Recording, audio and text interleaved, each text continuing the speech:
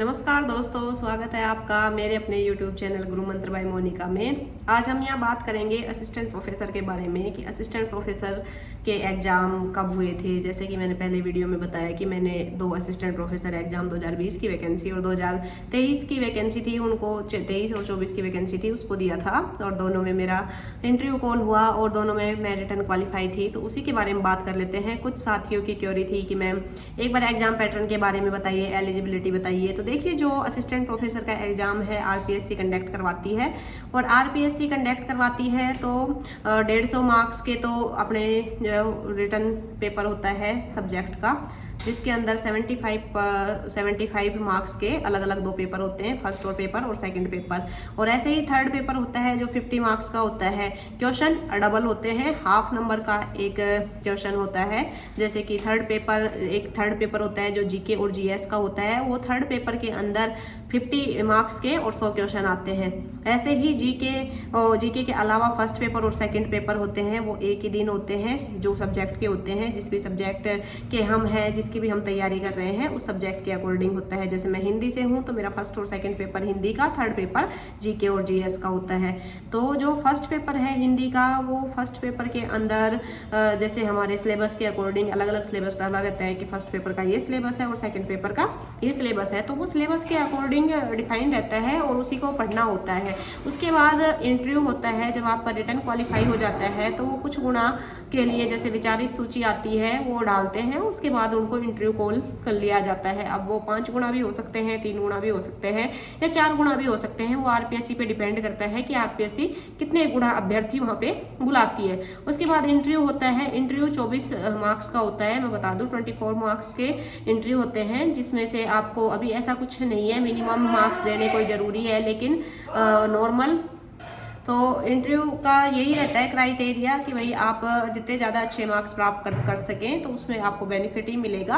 हाँ, बाकी ये नहीं कह सकते, नेगलेक्ट भी नहीं कर सकते इंटरव्यू को, लेकिन बहुत बड़ा रोल भी नहीं होता। हाँ, ये है कि ठीक ठाक रोल होता है इंटरव्यू का। तो और इंटरव्यू में सवाल भी हमारे जो सब्जेक्ट रिलेटेड है वही ज़्यादा पूछे जाते हैं, ना कि जीके रिलेटेड। जैसा कि हम आरएस के या फिर यूपीएससी के इंटरव्यू देखते हैं वैसा डराया जाता है कि पता नहीं क्या ही उठपटांग पूछ लेंगे। नहीं, ऐसा कुछ ही नहीं होता। मैंने 2 बार इंटरव्यू दिए हैं और दोनों बार मुझसे कुछ भी ऐसा विशेष नहीं पूछा गया जो मुझे मतलब मेरे सब्जेक्ट से अलग हो या फिर राजस्थान के बारे में हो। बहुत कम, कभी कभार मान लीजिए चर्चा जो चलती है उसमें आपने इंटरव्यू जो लेने वाले हैं उनको अपनी तरफ ऐसे मोड़ लिया कि भाई वो आपसे राजस्थान के बारे में पूछे, या आपने कुछ ऐसा जवाब दिया जिसकी वजह से उन्हें मजबूरी में आपसे उससे रिलेटेड पूछना पड़ा। बाकी राजस्थान से रिलेटेड या फिर थर्ड पेपर जीके जीएस से रिलेटेड वो कुछ नहीं पूछते। वो खुद भी एक एक मेरे हिसाब से कॉपी लेके बैठते हैं। और फिर उसके साथ में क्या होता है कि जैसे एक चेयरमैन या फिर कोई भी बोर्ड मेंबर होता है एक, और 2 जो अदर एक्सपर्ट्स होते हैं जो सब्जेक्ट के एक्सपर्ट होते हैं, तो वो सब्जेक्ट से रिलेटेड ही आपसे क्वेश्चन पूछेंगे और वो बहुत ही सहज तरीके से इंटरव्यू कंडक्ट कराया जाता है। उसमें कोई ऐसी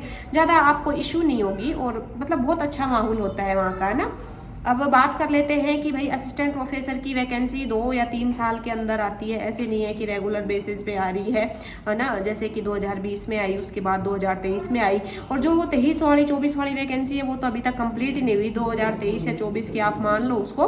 उसमें कुछ सब्जेक्ट का तो क्या हुआ, इंटरव्यू हो चुके हैं, उनका रिजल्ट फाइनल भी आ गया, उनको ज्वाइनिंग भी दे दी, लेकिन कुछ अभी मेजर सब्जेक्ट बच रहे हैं जैसे कि हिस्ट्री है तो उसके अभी इंटरव्यू चल रहे हैं। और बहुत सारे कई सब्जेक्ट हैं जिनका अभी तक रिजल्ट ही इतने लेट आए हैं और उनके इंटरव्यू अभी हो रहे हैं, है ना।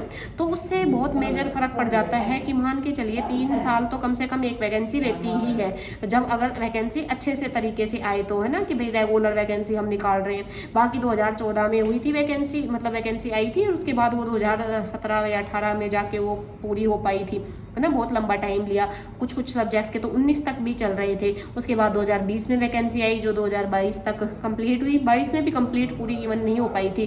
फिर 23 के अंदर वैकेंसी आई और जो अभी तक चल रही है, आप समझ सकते हैं तो कितना लंबा टाइम मिलता है। लेकिन आप लोगों के लिए एक अच्छा मौका है।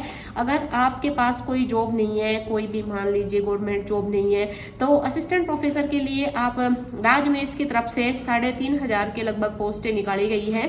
एग्जैक्ट शायद 3700 कुछ पोस्टें हैं।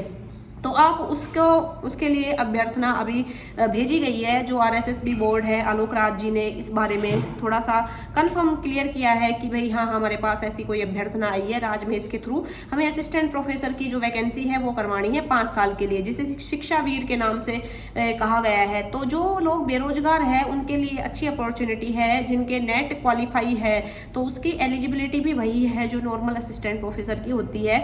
उसके लिए भी आपको नेट चाहिए या फिर स्टेट का जो सेट होता है वो आपने कर रखा है तो राजस्थान का स्टेट सेट भी चल जाएगा। तो अगर वो भी नहीं है तो PhD है तो PhD चल जाएगी। उसके अंदर एक योग्यता और ये बताई गई है कि MA के अंदर या MSc के अंदर आपके 55% से अब वो होने चाहिए। अगर आपके पास ये सब चीज़ें, ये सारी क्वालिफिकेशन है तो आप जरूर अप्लाई कीजिए, क्योंकि 5 साल के लिए अगर आपको कॉन्ट्रैक्ट बेस पे रख रहे हैं तो पूरी उम्मीद है उसके बाद आपको फिक्स कर दिया जाएगा। 5 साल के बाद अगर कोई व्यक्ति 5 साल के लिए सेवाएं दे रहा है तो बाद में फिर कम चांस होते हैं कि उनको हटाया जाए। तो अच्छा मौका है, जो बेरोजगार व्यक्ति है उसे नहीं छोड़ना है। और ठीक ठाक उसमें फिक्स किया गया है कि आपको 29,000 या 28,000 के आसपास सैलरी देंगे, बाकी वो टाइम के अकॉर्डिंग बढ़ जाएगी। और ऐसा कुछ ही नहीं है, जब फिक्स हो गए तो फिर और ही बढ़िया काम है। तो आप अच्छे से तैयारी कीजिए। उसका पेपर पैटर्न भी बताया गया है कि कहीं ना कहीं निकल के आ रहा है पेपर पैटर्न कि भाई आपका 2 पेपर होंगे, एक जीके का और GK GS का और एक सब्जेक्ट का। तो जो सब्जेक्ट का पेपर होगा वो 300 मार्क्स का होगा, है ना। वो उसमें देखो 150 क्वेश्चन आते हैं या फिर कैसे कंडक्ट कराते हैं वो तो जब वैकेंसी आएगी तो उसमें और पता चल जाएगा। और 75 मार्क्स का बता रहे हैं कि जो हमारा GK GS का पेपर है वो होगा। तो सब चीज़ें आपको क्लियर हो जाएंगी अच्छे से। तो आप तो तैयारी में लगे रहिए, अपने सब्जेक्ट को मजबूत कीजिए और ऐसे मौके नहीं छोड़ने हैं। भाई अपने पास मान लीजिए कि कोई गवर्नमेंट जॉब नहीं है, एम्प्लॉयमेंट नहीं है, तो आप ज़रूर से इन वैकेंसी को ट्राई करें। और बाकी कोई समस्या हो तो ज़रूर बताइए। और मैंने RPSC की जो असिस्टेंट प्रोफेसर की एग्ज़ाम होती है उसके बारे में आपको सब बता ही दिया है।